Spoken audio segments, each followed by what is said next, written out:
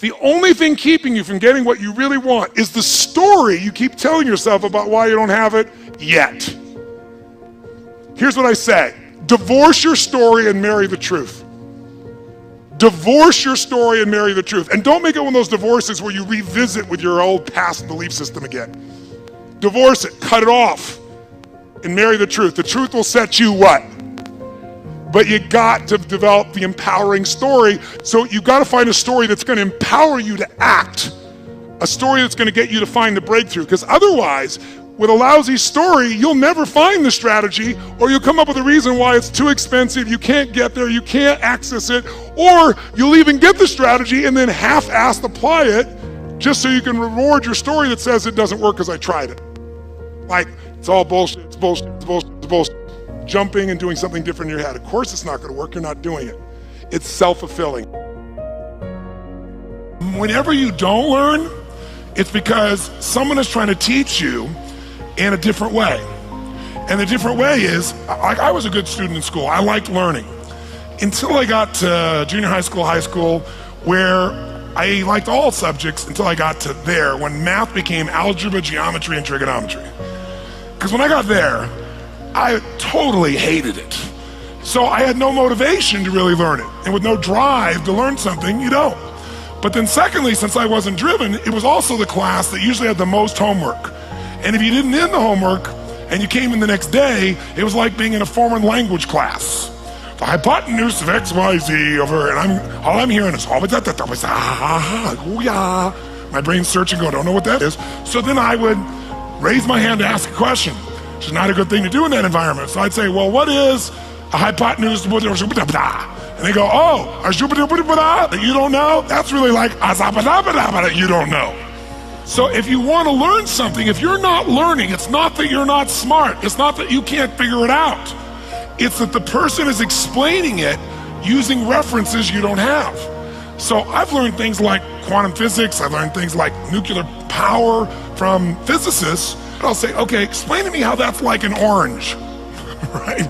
How's that at least like a solar system? Something I understand. And sure enough, once they make that linkage, you got it. You understand the relationship, you understand what things are. Long-range goals, that's your dreams. Your dreams for the next 3, 5, 10, 20, 30, 40 years. Actually, the rest of your life. Your dreams. You've got to keep dreaming. Ronald Reagan, president, said to the joint session of Congress a few weeks ago, the Republic is a dream. And if we don't keep dreaming, we will lose the Republic. Your better future is a dream for yourself and for your family. Where do you want to go? What do you want to do? What do you want to be? What do you want to see? You've got to dream dreams. There's a Bible phrase that says, without dreams and visions, people perish. You've got to have something to go for that inspires the heart and the soul. Dreams. From the children of Sanchez, it says, take the crumbs from starving soldiers, they won't die. Take the bread from hungry children, they won't cry. But without dreams, we all will die. You've got to dream. Don't lose your dreams. For yourself, for your future, for your family. The dreams of love and enterprise and travel and doing things. Becoming something unique on your journey here. Don't lose your dreams. Do some dreaming.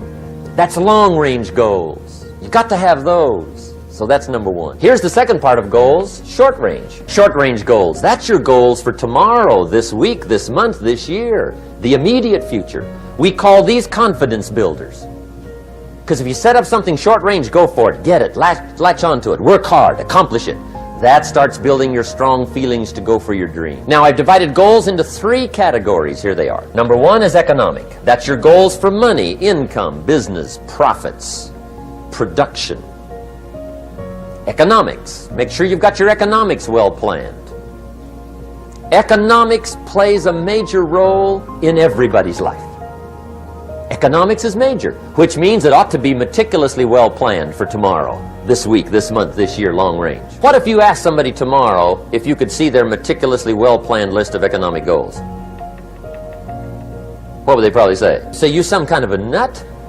You must be weird. Hey, I found out what success is. Success is doing what the failures won't do. Make sure you've got your economics well planned. It'll put you in the top 5%. One of the key little subjects we talk about on the weekend is the 7 fundamentals for wealth and happiness. And that's one of them, well-planned economics. It's a fundamental if you want to do well. Join the top 5%. Anybody in this room can join the top 5%, if you will. Now here's the second category of goals, things. Make a list of the things you want. And on my list of things, now I put everything. Little things as well as major things. Doesn't matter how small it is, it goes on my list. I used to just put major things, cars, homes. I don't do that anymore. I now load my list with everything. Everything. And the reason is, part of the fun of having a list is checking it off. That's it. Boy, at the end of the day, if you can go, got it, got it, got it, got it, got it, got it, whatever it is, right? You get into the habit. So load up your list, the things you want. Now, when you check off something major, celebrate. That's an important point to make. Celebrate your achievements. Live it up. Have a party when you reach something you've worked for a while. See, we all grow from 2 experiences. One is called the pain of losing. The other one is called the joy of winning.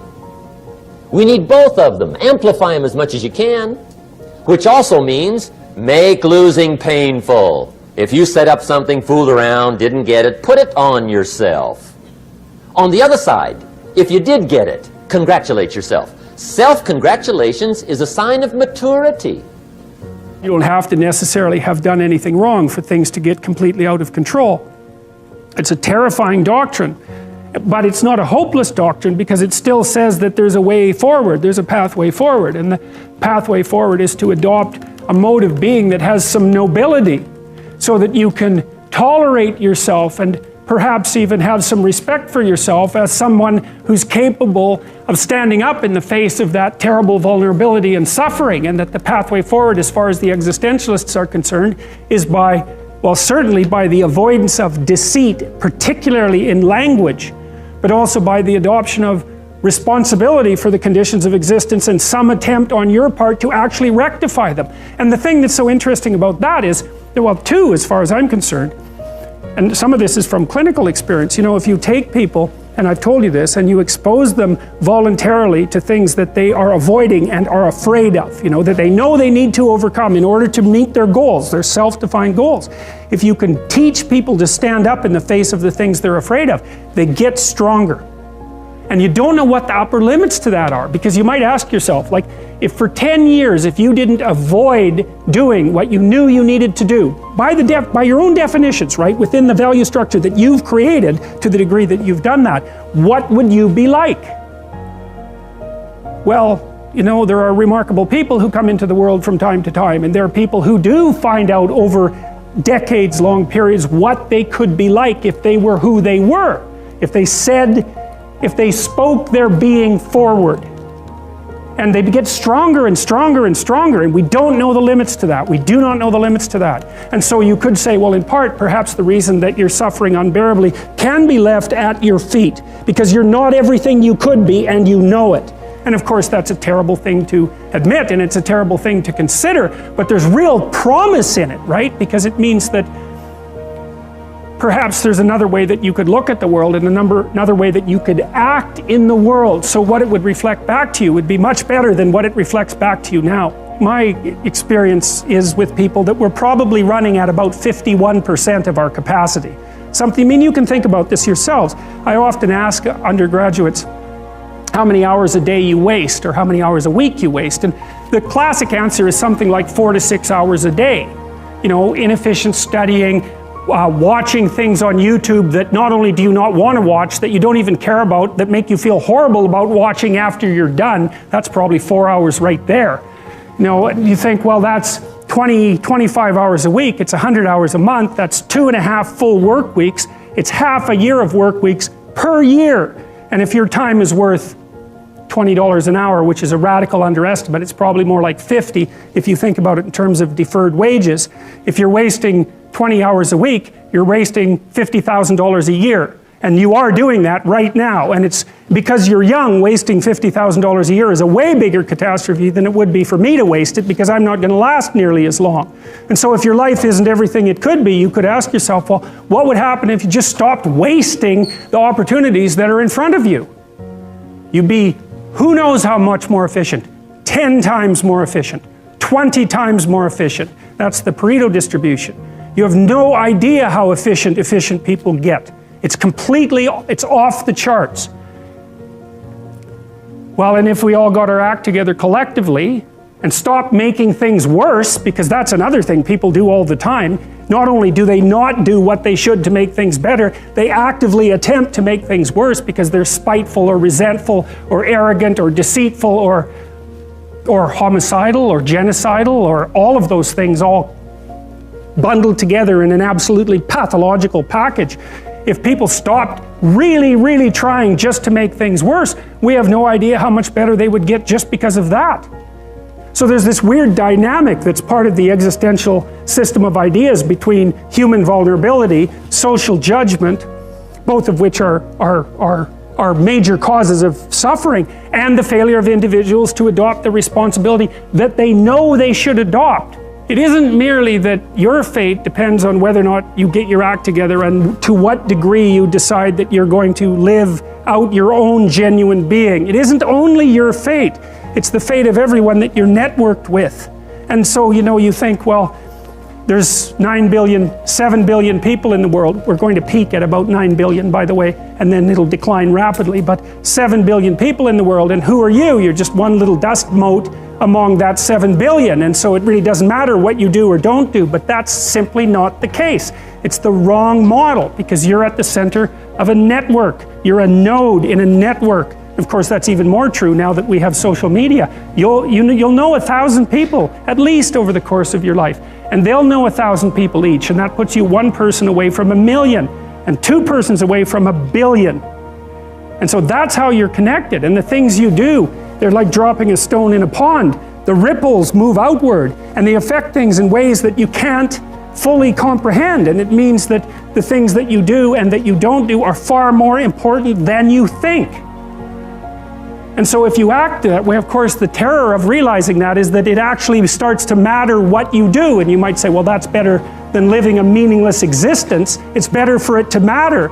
But I mean, if you really asked yourself, would you be so sure if you had the choice? I can live with no responsibility whatsoever. The price I pay is that nothing matters. Or I can reverse it and everything matters. But I have to take the responsibility that's associated with that. It's not so obvious to me that people would take the meaningful path. When you say, well, nihilists suffer dreadfully because there's no meaning in their life and they still suffer. Yeah, but the advantage is they have no responsibility. So that's the payoff, and I actually think that's the motivation. Say, well, I can't help being nihilistic. All my belief systems have collapsed. It's like, yeah, maybe. Maybe you've just allowed them to collapse because it's a hell of a lot easier than acting them out. And the price you pay is some meaningless suffering, but you can always whine about that and people will feel sorry for you, and you have the option of taking the pathway of the martyr, so that's a pretty good deal, all things considered, especially when the alternative is to bear your burden properly and to live forthrightly in the world. Well, what Solzhenitsyn figured out, and so many people in the 20th century, it's not just him, even though he's the best example, is that if you live a pathological life, you pathologize your society. And if enough people do that, then it's hell. Really, really. And you can read the Gulag Archipelago if you have the fortitude to do that, and you'll see exactly what hell is like. And then you can decide if that's a place you'd like to visit, or even more importantly, if it's a place you'd like to visit and take all your family and friends. Because that's what happened in the 20th century.